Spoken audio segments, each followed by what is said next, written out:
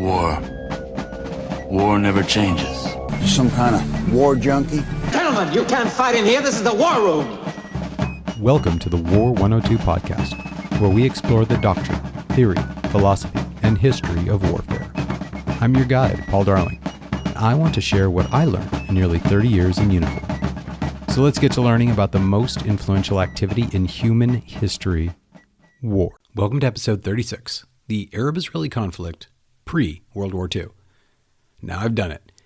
It would be impossible to present this from one viewpoint and keep both sides satisfied. My intent is to ensure both Israeli and Muslims will be upset at my characterizations, thus ensuring, if not accurate, I will at least be somewhat neutral. My Western viewpoint cannot help but lean in one direction over the other, but I will do my best. Much like the Falkland campaign was several episodes, this too will require several more. I will incorporate history and analysis in each one, however. So with that, we will start with the Arab-Israeli conflict prior to 1939 and the establishment of the modern state of Israel. Jews began to return to Israel en masse, starting with the first Aliyah, starting in 1881 and ending in 1903. This followed a slower return of Jews to the area, starting in the 1840s, who were initially driven by a religious desire to return to Jerusalem, increasing the Jewish population from 9,000 to 23,000 into an area known then as Ottoman Syria. What is known today as Israel was divided between the Beirut Vilayet and the Mutasarrifat of Jerusalem. It is the latter that these early Jews congregated in. So in the first Aliyah, the Jewish population doubled from the 23,000 to approximately 50,000. The Mutasarrifat, or more simply Sanjak, was ruled directly from Constantinople, unlike other Sanjaks, which had local rule paying tribute to the Ottoman capital. This unique situation allowed Jews to purchase land from Ottoman Turks, who were far removed from the land itself. As the local Arabs had no unified local government, their ability to stop this initial Jewish immigration was practically non-existent. Unlike this first wave of religious return, the first Aliyah was driven by a secular desire to escape persecution in both Europe and Yemen. Also unique to the first Aliyah was the desire to not return to Jerusalem and Hebron, but rather establish farms known in the plural as moshavot. The second Aliyah comprised another 35,000 Jews, this time mostly from Russia. This was part of a massive immigration out of Eastern Europe, with the vast majority of the 2 million Jews fleeing to the United States. Many of these Jews did not stay long, as the hardship and poverty of the region offered little respite from the situation in Europe. Some estimates say 90% of the Jews who came in the first two Aliyahs left. It was during this second Aliyah that the first Jewish militia was founded in 1907, known as Bar Giora. This militia was not formed for self-defense, but rather as a revolutionary militia to overthrow the Ottomans. In 1909, it was incorporated in a larger militia known as the Hashomer.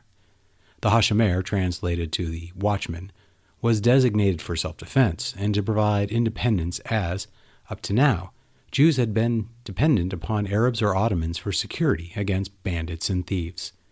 During World War I, some members were hanged, as the Ottomans considered them Russian spies and hence enemies of the Ottoman Empire. These guards operated on foot and on horseback, allowing them to defend several settlements in the Galilee. Following World War I, the third Aliyah started bringing another 40,000 Jews to what the British now called Palestine. While the first and second had great difficulty in establishing the agricultural collectives, the third Aliyah was far more successful. They were driven by even more anti-Semitic pogroms following the Communist Revolution in Russia. Combined with the British takeover of Palestine, after having promised the region to both Arabs and Jews in separate agreements, and the more committed and successful immigration of a greater number of Jews, the local Arabs started to take note.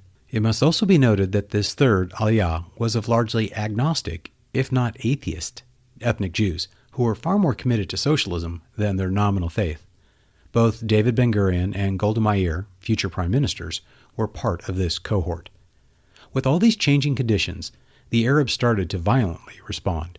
In 1920, following the violent end to the brief independence of the Arabs of Syria, as the implementation of the Picot Sykes forced these British allied Arab armies under the Hashemite king Faisal They were forced to accept colonial status to the French. During this Syrian-French fighting, an Arab Shia militia attacked the Jewish village of Tel Hai, led by the veteran of Gallipoli, Joseph Trumpeldor, who had also served in the Tsar's army in the Japanese-Russo War of 1905. There were hundreds of Shia Arabs, and the dozen or so defenders quickly surrendered. As the Arabs went house to house, ostensibly to search for Frenchmen, they startled a woman who was unaware of the understanding, and she shot at the Arab in her house. The brief fighting resulting from this led to the death of 6 Jews and 5 Arabs. Notably, the village was abandoned, along with the neighboring village of Kfar Galadi, which was attacked 2 days later. While there had been instances of violence targeting Jews, this marked the first time hundreds of Arabs united to attack a Jewish village. And, in both instances following the violence, the Jews fled, abandoning their homes for safety. The Arabs on the 7th and 8th of March began marching and chanting death to the Jews in cities throughout Palestine. As the rhetoric increased, Jews begged the British authorities for help, or at least authorization to raise Jewish defense organizations, which were denied. Following this, Zev Jabotinsky and Pinchas Rutenberg led an effort to begin training Jews to defend themselves, not against thieves and bandits, but against large, relatively speaking, groups of Arabs.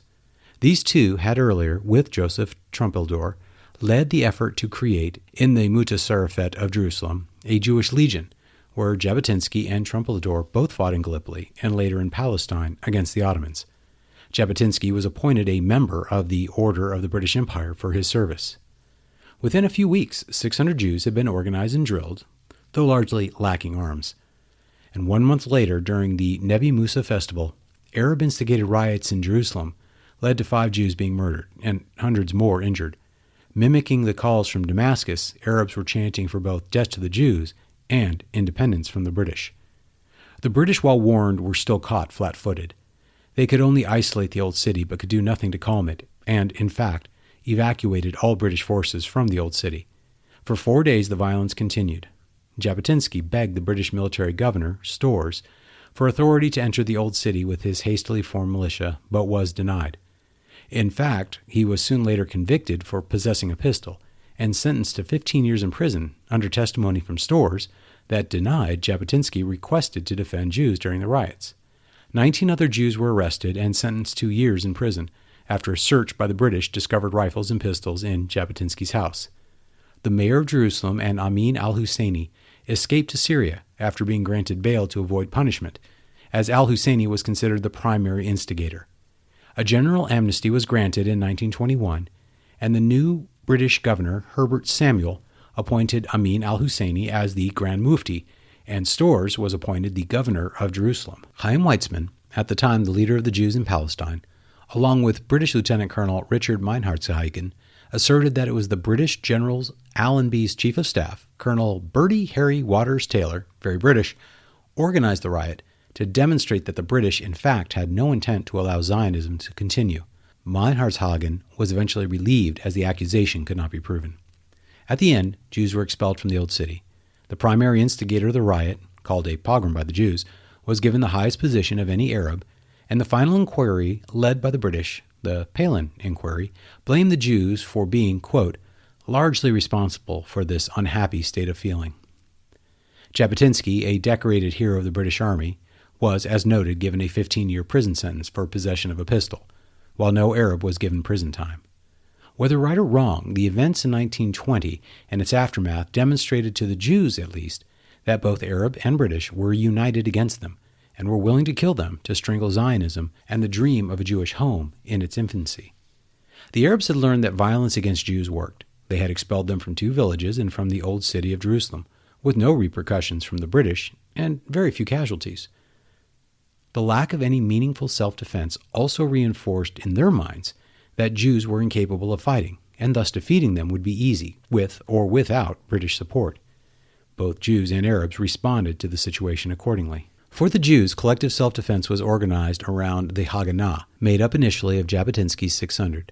However, this was a decentralized organization, with each village and farm having its own corps of defenders. In 1921, more riots occurred in Jaffa on the Mediterranean coast. The Jewish Communist Party, later called the Palestine Communist Party, decided to have a May Day parade through the ancient Arab city and on to the new Jewish settlement of Tel Aviv. The communist organizers were warned that Jews marching through Arab neighborhoods would lead to violence, but persisted, and violence ensued as promised. Approximately 50 Jews and 50 Arabs were killed, with hundreds more injured. All agree that the initial violence targeted Jews, and that Jewish retaliation led to some Arab casualties. The fighting lasted for days and spread throughout the British Mandate. The retaliation, or reprisal if you prefer, was led by the fledgling Haganah. The majority of Arab dead are believed to have been killed by British forces, but, as noted, some Arabs had been killed by the Haganah as well. Jews again fled Jaffa, and again no Arabs were jailed, but 3 Jews were convicted of murder, and later acquitted on appeal to the Supreme Court. Amin al-Husseini demanded an immediate halt to all Jewish immigration, which the British immediately agreed to. A few months later, more riots broke out in the Jewish quarter of Jerusalem, leading to 5 more Jews being killed and 3 Arab deaths. With the throttling of Jewish immigration and British reinforcements, Palestine settled into a relative uneasy calm, which came to a crushing end in the 1929 riots stemming from a dispute about access to the Western Wall. Al-Husseini called for an attack on the Jews, and bringing Arabs from throughout Palestine. The British were outnumbered and watched impotently as Arabs began killing Jews, fearing any attempt to stop the violence would lead to their own deaths. The violence soon spread throughout the Mandate. 6 Jewish villages were eradicated completely, and a further 12 were abandoned. The Haganah was incapable of countering the mass of Arab attackers, and the British police, the majority of which were Arab, unwilling. Several times, offers of Haganah defensive aid to Jewish communities was refused, with Jewish leaders insisting that the local Arabs would not harm them. This was the case for the 600 Jews of Hebron, of whom at least 60 were later murdered, undefended by British forces or the Haganah. The survivors were evacuated from Hebron, abandoning a 3,000-year-old Jewish presence. The commission investigating it blamed it on Arab unease and believed that further restrictions on Jewish immigration and the selling of land to Jews should be curtailed.